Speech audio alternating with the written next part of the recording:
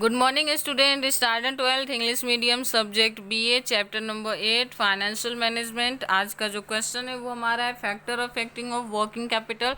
कौन से ऐसे फैक्टर्स हैं इंटरनल एंड एक्सटर्नल जो कि हमारे वर्किंग कैपिटल को इफेक्ट करते हैं, असर करते हैं। तो फर्स्ट है type and nature of a business. The need of a capital is depend on type and nature of a business and the trading unit maintaining large stock of a goods और selling on credit require more working capital. Okay, यहाँ पे working capital की जो requirement है वो totally आपके business के form and type के ऊपर डिपेंड करता है कि आपको कितना जो लार्ज एंड स्टॉक मेंटेन करना है। ये इस बात पे डिपेंड करता है कि क्या आप गुड्स क्रेडिट बेस पे बेचने का काम करते हो।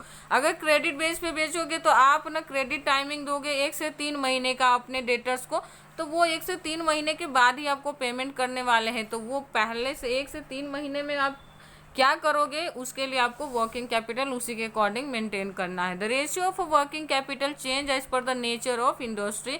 इंडस्ट्री के अकॉर्डिंग मीन्स कि आप ऐसा नहीं है कि सिर्फ टाइप्स ऑफ बिजनेस नहीं, नेचर ऑफ इंडस्ट्री जो है बिजनेस है वो भी आपको इस बात के लिए फोर्स कर सकता है कि आप वर्किंग कैपिटल कितना रख सकते हो।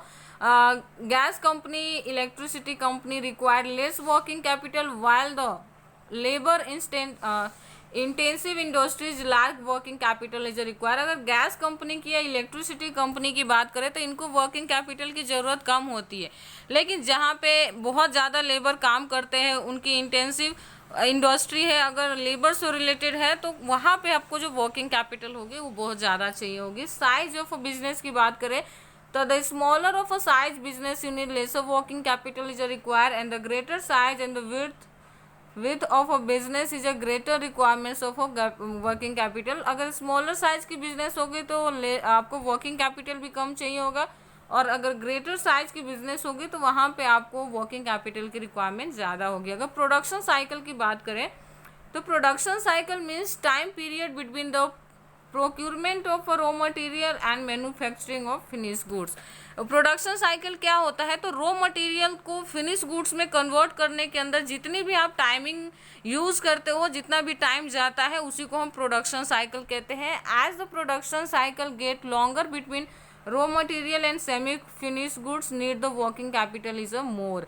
अगर आप प्रोडक्शन साइकिल के दौरान अगर रॉ मटेरियल को सेमी फिनिश गुड्स में कन्वर्ट करने में बहुत ज़्यादा टाइम ले लेते हैं या ज़्यादा टाइम आपको लगता है, तो वहाँ पे आपको वर्किंग कैपिटल भी ज़्यादा चाहिए होगा। The need of a working capital is a more for example cotton industry and jute industry require large working capital as the production cycle period long, while the bakery and dairy industry require comparatively less working capital because of the duration of manufacturing process is a short। अगर cotton industry की बात करें तो cotton industry में cotton में से semi finish goods और semi finish goods में से फिनिश गुड्स कन्वर्ट करने में जो प्रोडक्शन साइकिल की जो टाइमिंग है वो बहुत ज़्यादा होती है, और इसीलिए जितना ज़्यादा टाइम लगेगा उतने ज़्यादा आपको पैसे खर्च करने पड़ेंगे। और उसी के कंपैरिजन की है डेयरी इंडस्ट्री और बेकरी इंडस्ट्री से, तो यहाँ पे आपको पता है कि बहुत जल्दी गुड्स फिनिश हो जाते हैं या फिनिश गुड्स में कन्वर्ट हो जाते हैं, इसलिए हम कह सकते हैं कि यहाँ पे उनको कैपिटल की रिक्वायरमेंट्स भी कम होगी।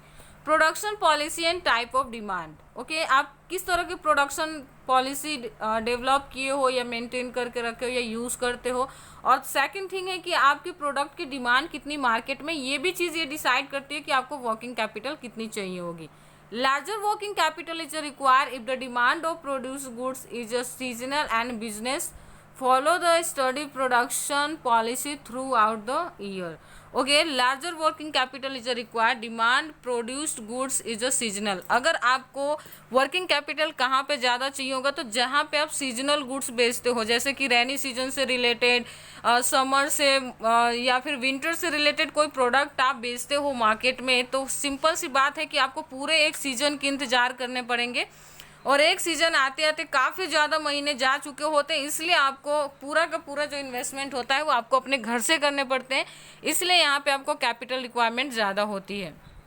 Company manufacturing woollen cloths continue production mostly of the 12 months but the sales remain in a winter only. क्योंकि वुलन क्लॉथ्स की बात करी है तो ये आप पूरे साल बनाओगे तो कहीं जाके विंटर में रेडी होते हैं बिकने के लिए, और बिकने का काम सिर्फ 2 से 3 महीने का होता है, और अगर हम अपने गुजरात की बात करें तो मुझे लगता है होते भी नहीं है। ओके, नेक्स्ट है stock pile of raw material. Quantity of stock pile of raw material become most its sources are limited or supplying is irregular and available in the certain season only, then the big amount of working capital is invested in the raw material. Suppose कि raw material जो आप product बनाने के लिए use करते हो वो stock pile के अंदर आता है, मीन्स कि उसकी क्वांटिटी बहुत कम है मार्केट में अवेलेबल, उसके वो लिमिटेड क्वांटिटी में है, या फिर जो उसका सप्लाई हो बहुत इरेगुलर है। तो उस सिचुएशन में क्या करना पड़ेगा कि जब वो रेगुलर बेसिस में मिल रहा है आपको मार्केट में, तो आप परचेज करने का काम करोगे रॉ मटेरियल का, ताकि आप प्रोडक्शन पूरे साल आसानी से कर सको। तो इसलिए आपको क्या करना पड़ेगा, एक बिग अमाउंट इन्वेस्टमेंट करने पड़ेंगे। क्रेडिट पॉलिसी की बात करें, The need of a working capital is less if the policy sells finished goods in only cash basis.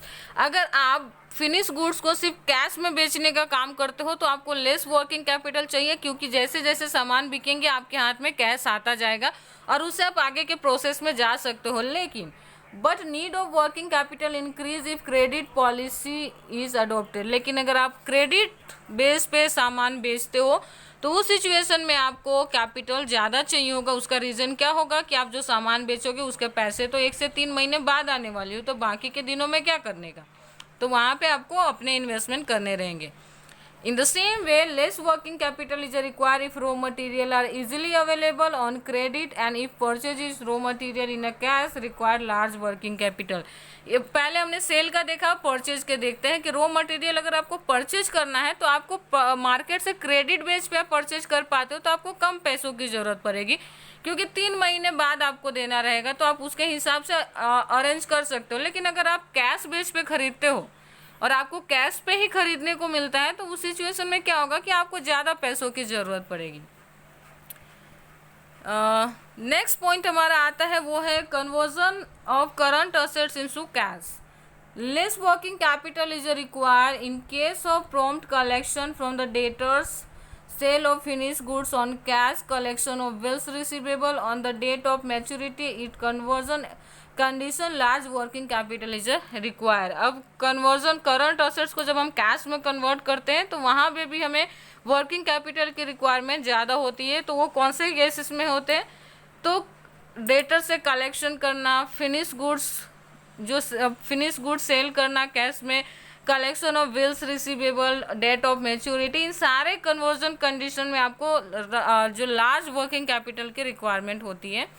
Stock turnover ratio, less working capital is required if stock turnover rate is higher, and the more working capital is required if the turnover rate is lower, because working capital is blocked up in finished goods. Come capital की requirement होगी जहाँ पे stock turnover rate क्या होगा, high होगा। मतलब stock turnover means कि आप कितना ज़्यादा स्टॉक रखे हो अपने प्रोडक्शन का, प्रोडक्ट का, और working capital is a more require in case of stock turnover ratio is a low. तो ये दोनों कंडीशन में ही आपको कम और ज़्यादा वर्किंग कैपिटल की ज़रूरत होगी कि आपका स्टॉक लो है या फिर हाई है।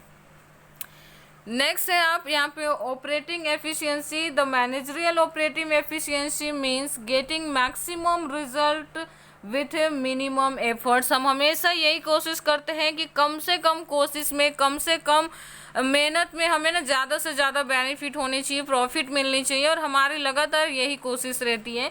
The need of working capital can be reduce by efficiency of utilise of available resources and reducing और removing wastage by prompt collection. Okay, working capital का जो बर्डन है हमारे बिजनेस पे उसको हम थोड़ा कम कर सकते हैं। वो कैसे, तो आपके पास जो भी अवेलेबल रिसोर्सेज है उसको आप मैक्सिमम यूज़ करो, और जो हमारा वेस्टेज हो रहा है, रॉ मटेरियल का जो वेस्टेज हो रहा है, उस वेस्टेज को अगर आप रिमूव करते हो या फिर कम कर देते हो तो भी हमें वर्किंग कैपिटल की जो बर्डन है हमारे बिजनेस के ऊपर, हम थोड़ा उसे कम कर सकते हैं और थोड़ा शायद हमें हेल्प हो जाए।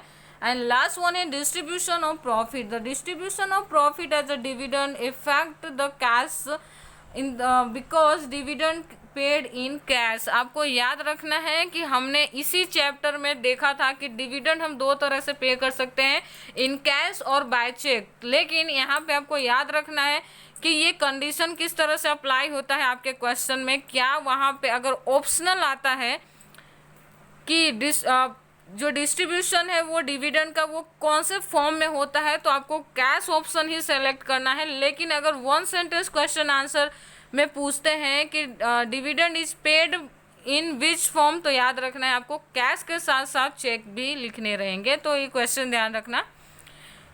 ओके, यहाँ पे देखते हैं कि distribution of profit as a dividend effect the cash. Okay, जब डिविडेंड हम अपने जो शेयर होल्डर्स है उसको डिविडेंड दे देते हैं शेयर के ऊपर, तो उससे हमारा काफ़ी कैश कम हो जाता है। उसका रीज़न क्या है कि डिविडेंड जनरली कैश में पे किया जाता है। If the company allot a major part of its profit as a dividend, more working capital can be required due to the large outflow of cash.